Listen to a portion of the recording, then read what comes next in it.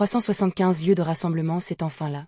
Lumian expira, plia la lettre et quitta l'auberge du Coq Doré.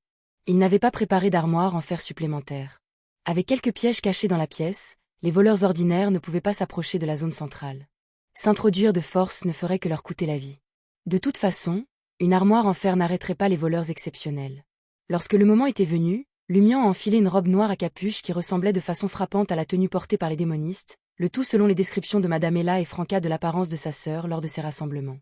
Ensuite, il a sorti Lee et l'a transformée en une boucle d'oreille blanc argenté simple mais exquise. Il l'a fixée sur son lobe de l'oreille droite. Regardant dans le miroir en pied, Lumian a maintenu une attitude calme alors qu'il observait une transformation soudaine de sa taille, de plus en plus courte. Ses cheveux se sont transformés en une teinte luxuriante d'or pur, devenant épais et tombant en cascade le long de son dos. Ses traits du visage se métamorphosent, à l'image de ceux gravés dans ses souvenirs d'aurore. Son pont de nez, désormais surélevé et délicat, complétait ses lèvres, ni trop pleines ni trop fines, peintes d'une subtile nuance de rouge. Ses yeux, bleu clair et clair, émettaient une luminescence faible mais captivante. Dans le passé, Lumian avait toujours perçu sa sœur comme un paradoxe, son moi intérieur contrastant fortement avec son apparence extérieure. Elle dégageait une aura de soleil, de gaieté et d'ouverture d'esprit, mais en réalité, elle était casanière, réticente à s'aventurer dans des interactions sociales. Seuls ceux qui avaient vraiment gagné sa confiance ont eu le privilège d'être témoins de son attitude détendue, des phrases décalées qu'elle prononçait souvent et de son côté enjoué et intimidateur. Au contraire, Aurore ne montrait aucune appréhension en sortant dans le monde. Tout comme Lumian, elle possédait la capacité naturelle de se connecter avec les dames âgées de Cordu et de régaler les enfants avec des histoires captivantes, gagnant ainsi leur affection. Depuis que Lumian avait découvert le véritable passé de sa sœur, il en était venu à comprendre la profonde divergence entre le moi intérieur d'Aurore et son apparence et son comportement extérieur.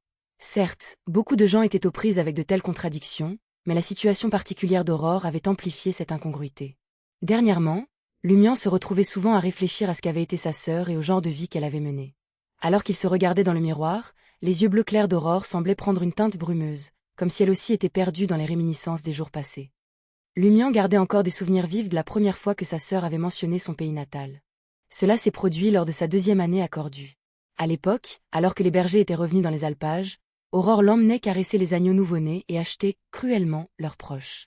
Ils s'aventurèrent dans les verts pâturages ornés de fleurs sauvages blanches et jaunes, choisissant soigneusement un endroit qui ne perturberait pas le cadre serein. Ils ont ensuite installé un barbecue au charbon de bois pour un pique-nique. Alors que la nuit tombait sur eux et que le ciel étoilé se dévoilait comme une rivière infinie de diamants scintillants, Aurore sombrait soudain dans une rêverie, ses doigts essuyant ses larmes. Lumian lui a demandé quelles étaient ses pensées et elle a avoué avoir un profond mal du pays.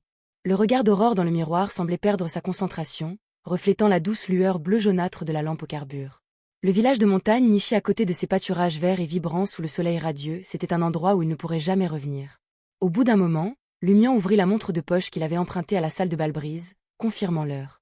Ensuite, il a enfilé un élégant demi-masque blanc argenté, révélant au monde ses lèvres finement sculptées et son menton ciselé. Sans tarder, Lumian récupéra un morceau de papier orné de l'ancienne écriture Fézac et le fixa solidement sur son sein gauche, affichant le mot « Moldu ». Bien qu'ils soient originaires du même monde, les membres de la société étaient originaires de pays divers, chacun avec sa langue distincte. Lors de leur transmigration vers ce monde, ils se sont retrouvés dispersés dans différents pays, érigeant inévitablement des barrières linguistiques. Au départ, ils s'appuyaient sur les prouesses linguistiques de leurs collègues polyglottes.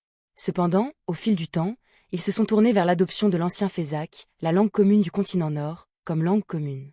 Naturellement, il y avait des exceptions dans les rangs de la société, ceux dont la langue maternelle différait considérablement de l'ancien Fézac, mais ils constituaient une minorité. Ils devaient suivre la majorité, sachant que jusqu'à ce qu'ils maîtrisent la langue, il y aurait toujours quelqu'un pour traduire pour eux. Lumian avait déjà posé des bases solides dans l'antique Fézac. Depuis son arrivée à Trèves, il s'était plongé assidûment dans les grimoires d'Aurore, approfondissant ce domaine linguistique. La communication de base ne lui posait plus de problème. Vers 22 heures, Lumian a apporté les derniers ajustements à son apparence devant le grand miroir, s'assurant que tout était à sa juste place. Il cacha un assortiment de composants rituels et la flasque d'alcool contenant la broche d'essence dans la poche cachée de sa robe noire semblable à celle d'un démoniste. La lettre de Madame Ella fermement serrée dans sa main, Lumian commença la récitation pour le rassemblement Hermès. Un Beyondé des temps anciens, souverain de la nation de l'Evernite, noble mère du ciel, je demande votre permission d'entrer dans votre royaume. Alors que les mots s'échappaient des lèvres de Lumian, le monde autour de lui a subi une transformation soudaine et étrange. Il voyait son propre reflet dans le miroir, comme un dessin au crayon hâtivement effacé par une gomme. Sa vision s'est estompée, le plongeant dans ce qui semblait être le plus profond des sommeils. Brusquement, La conscience de Lumian dériva vers le rassemblement, les battements de son cœur résonnant dans ses oreilles. Il sortit de sa rêverie et se retrouva dans un palais marqué par des murs de pierre en ruine et des mauvaises herbes envahissantes. En son cœur se trouvait un trône de pierre massif et patiné, mais personne ne s'aventurait à proximité. À travers les fissures des murs et les fenêtres usées par le temps, Lumian aperçut une nuit enveloppée d'obscurité et de froid, voilée par un épais brouillard. Une faible lumière d'étoiles pénétrait le brouillard, projetant une faible lueur sur le palais et la ville onirique enveloppée par le brouillard. La ville semblait complètement déserte, comme sortie d'un rêve.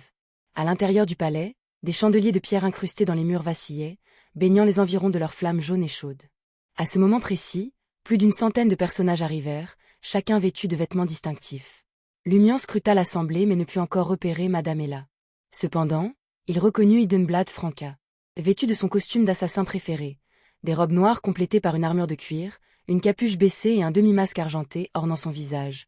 Franca a engagé une conversation avec un groupe d'individus vêtus de la même manière. Pourtant, parmi eux, Franca était la seule véritable assassin. Lumian n'a pas salué Franca.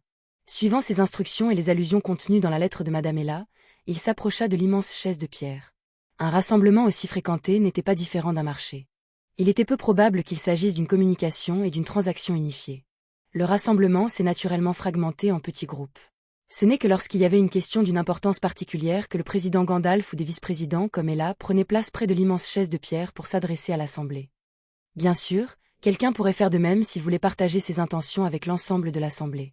Aurore était une habituée des réunions de l'académie.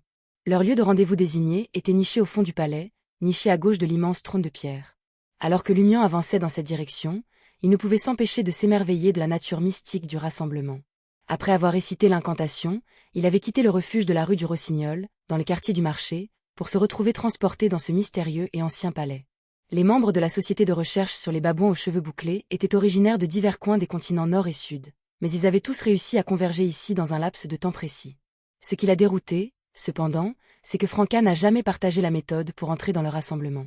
Même s'ils étaient face à face, il ne l'entendrait pas sans la permission de Madame Ella. Mais c'était juste réciter une incantation, n'est-ce pas? Comment pouvait-il ne pas l'entendre? Comme Franca l'avait expliqué, ce pouvoir provenait probablement d'un artefact scellé, un artefact que Madame Ella ne pouvait pas entièrement contrôler mais pouvait utiliser dans une certaine mesure. Au-delà de cette méthode de convocation, la société de recherche sur les babouins aux cheveux bouclés possédait d'autres moyens, bien que ceux-ci aient été établis par divers groupes pour des rassemblements internes ou de cliques. Par exemple, Idenblad Franca avait mis en place un groupe de télégrammes avec des membres sélectionnés, utilisant un analyseur miniaturisé et simplifié pour les discussions programmées. Se rappelant les descriptions approximatives d'Aurore par Franca et Ella lors des rassemblements et formant ses propres hypothèses, les pas de Lumian devinrent plus légers. Il pensait que, étant donné l'origine unique et commune des membres de la société de recherche sur les babouins aux cheveux bouclés, même si sa sœur souhaitait rester sur ses gardes au milieu de l'assemblée, son attitude détendue, semblable à ses interactions avec elle, prévaudrait, peut-être encore plus. C'était un état dépourvu de profonds secrets. Des figures supplémentaires ont commencé à se manifester, leurs formes prenant rapidement forme dans l'air, semblables à des peintures à l'huile reproduites avec succès. Parmi les membres de la société de recherche sur les babouins aux cheveux bouclés, une gamme diversifiée et éclectique de déguisements a fleuri. Certains étaient vêtus d'une armure complète traditionnelle gris-fer, tandis que d'autres adoptaient une peinture rouge vif, jaune, blanche et multicolore, se transformant en clowns. Une poignée d'entre eux arboraient un maquillage extravagant voilant leur vrai visage, ressemblant à de méchantes sorcières du folklore ancien. Pourtant, d'autres se paraient de casques monstrueux sculptés dans des citrouilles jaunes orangées ou s'appuyaient sur des cagoules de fortune pour devenir des vampires pâles aux lèvres d'un rouge saisissant.